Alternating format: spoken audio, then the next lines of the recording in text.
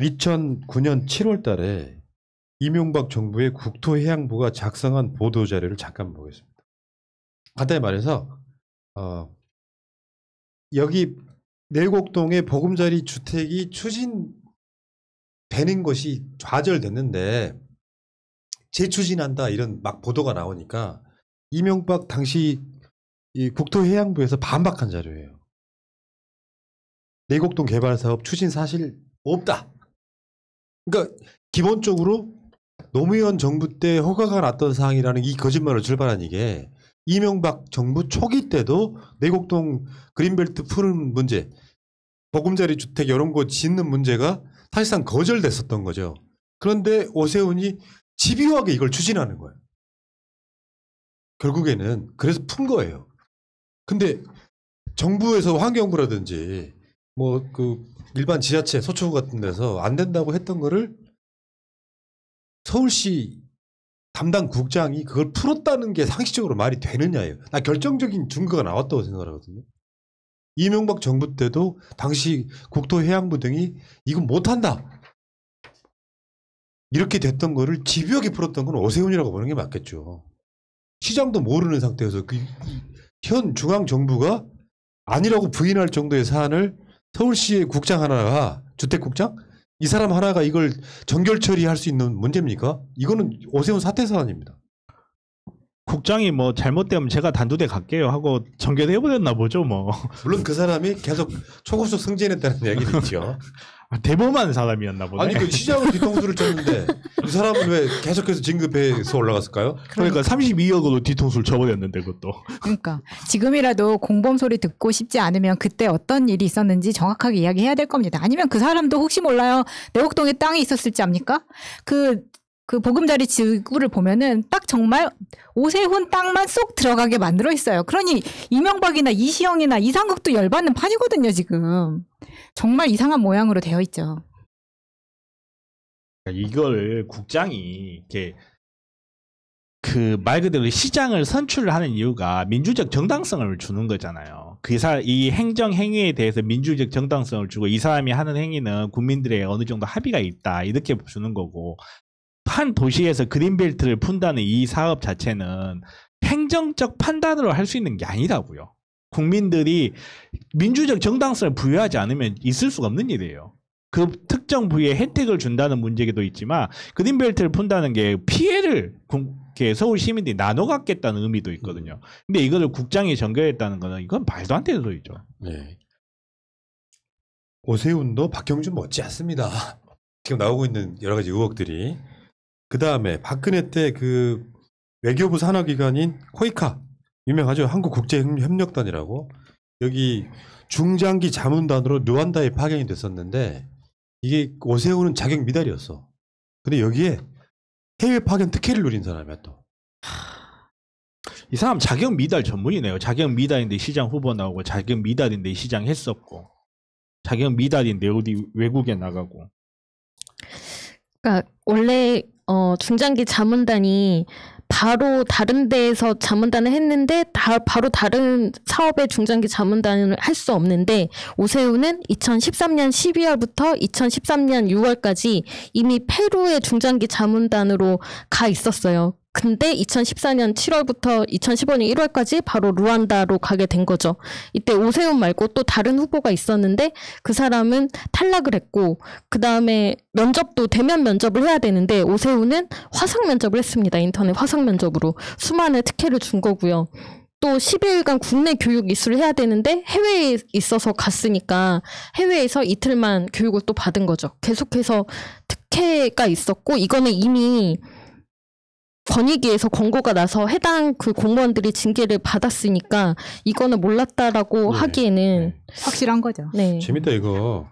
6개월 동안 월 4,000달러, 총 24,000달러를 지원받았다고 합니다. 그러니까, 지금 환율로 보면 월 600만 원이란 이야기예요. 엄청. 여기에 해외에 자격도 안 되는 놈을 박근혜 정부가 보내주면서 돈 대주고. 근데 여기에 가서 특별하게 뭘 하는 일이 있는 게 아니에요. 그냥 누워있다 오는 거예요.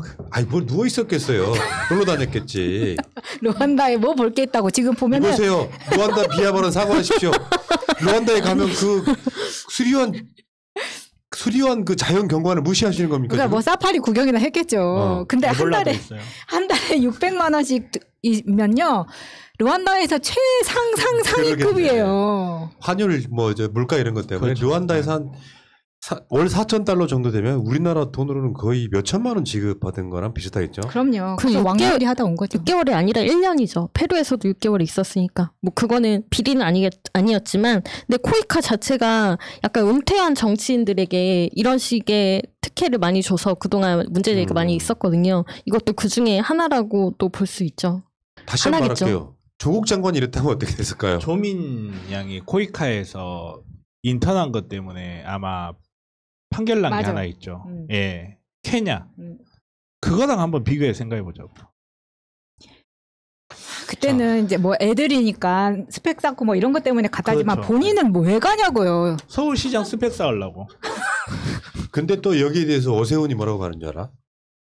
당신 특혜라고 인지하지 못했대. 이 새끼들은 기본이 이거야. 박형준, 난 몰랐다. 오래된 일이라 기억이 없다. 오세훈은 그렇잖아. 아니 그 어마어마한 그린벨트를 풀면서 나는 몰랐다. 내가 그 땅에 처갓집 땅이 있는 것도 몰랐고 이건 국장이 한 거야. 그걸 누가 믿어? 아니, 가바가 상장되면 주식을 사겠습니다. 아니 이렇게 본인이 이렇게 뇌가 정상적으로 작동하지 않고 뭐든지 다 잊어버리는 사람을 어떻게 시장을 시킵니까? 매우 불안합니다 지금. 그리고 하나 더요. 오세훈이 지금 극우 뭐 관련해 가지고 문재인은 중증 치매 환자다. 그 정도 말도 못하냐. 계속해서 정광훈 집회 나가가지고 했던 말이 지금 이렇게 논란이 되니까 문재인 대통령은 중증 치매 환자인데 뭐 대통령에 대한 정확한 호칭을 쓴 것도 아니에요. 문재인은 독재자고 막 그런 짓거리 하더라고. 얘는 내가 봤을 때 약간 좀 가바가 필요할 정도로 감정 과잉인 경우가 많아요.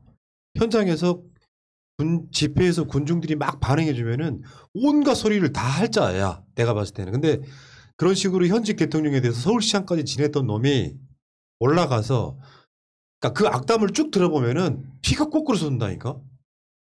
그러니까 이게 뭐 말 그대로 똥파리 뽕이라고 그러나요? 우리가 그냥 하는 말로. 그렇지. 현장에서. 그거는 현장에서 그냥 평상시에는 자기 아무도 관심 안 가져줬거든요. 사실 정광훈이 집회하고 할 때만 해도 오세훈이라는 사람이 존재감이 별로 없었어요. 정치권에서. 그러니까 거기 나가가지고 극단적인 소리 해주면 자기에 대해서 지지해주는 것 같고 마치 저 누구였죠? 우리 춘천에 입에도 담기시는 김진태.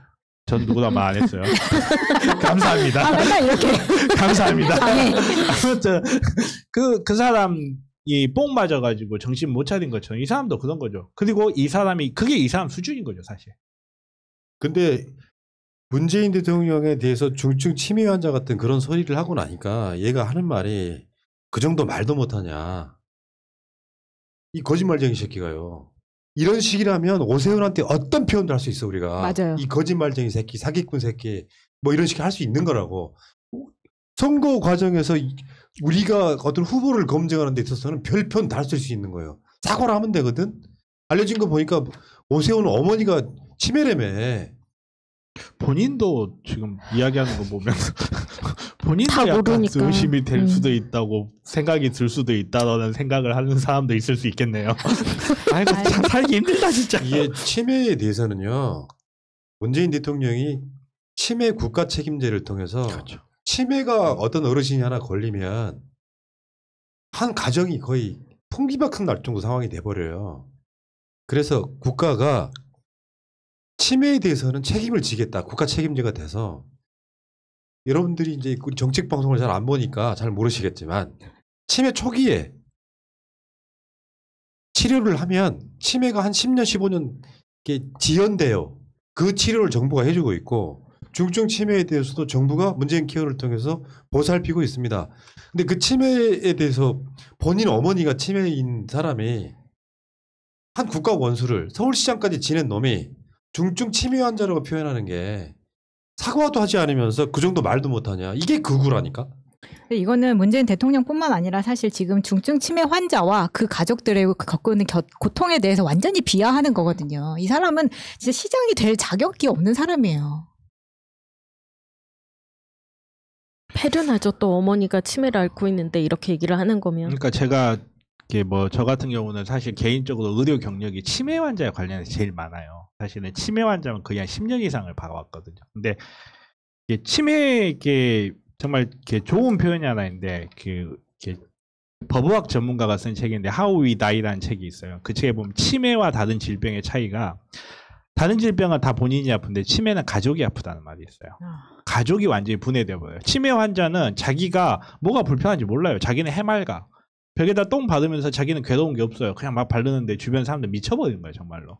내 가족이기 때문에 어떻게 하지 못하고. 그거를 국가가 책임을 지기 시작한 거예요. 치매라는 게 치료비가 많이 들진 않는데 돈이 많이 드는 병이에요.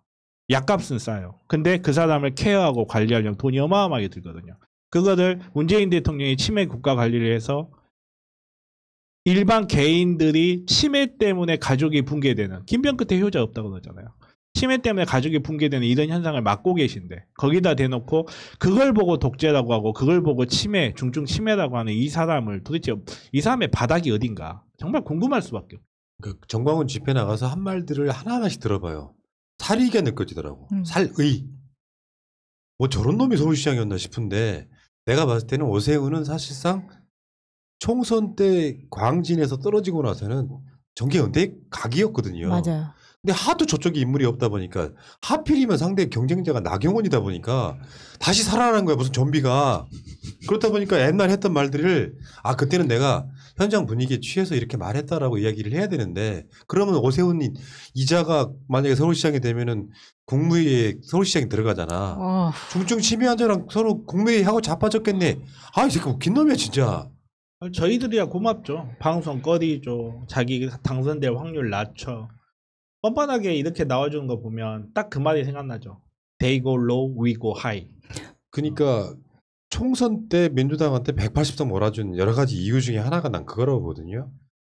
자유한국당 현재 국민의 짐이 갖고 있는 그 구구성 때문에 정부의 일은 하나도 안 도와주고 계속 반대만 일삼고 빠르들고 막 선동해버리고 국회에 자기 지지자들 끌어들여버리고 이런 짓에 대해서 국민들이 평가를 해준 건데 뭐 여론조사 거기 안 나타나고 있다고 합니다만 이런 짓거리 하고 있는 자를 서울 시민이 뽑을 리가 없고요. 간단하게 설명을 좀 드릴게요. 우리가 촛불 성공했던 이유가 뭐예요?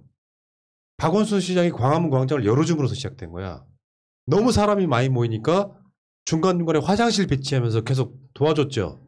그러면 정광훈의 그 집회야. 오세훈이 나갔던 그 집회가 코로나가 막 번졌던 그 집회라고. 만약에 정광훈 같은 놈들이 광화문에서 집회하겠다고 하면 오세훈 시장 되면 어떻게 되겠습니까? 그냥 광화문 열리는 거야 이제부터.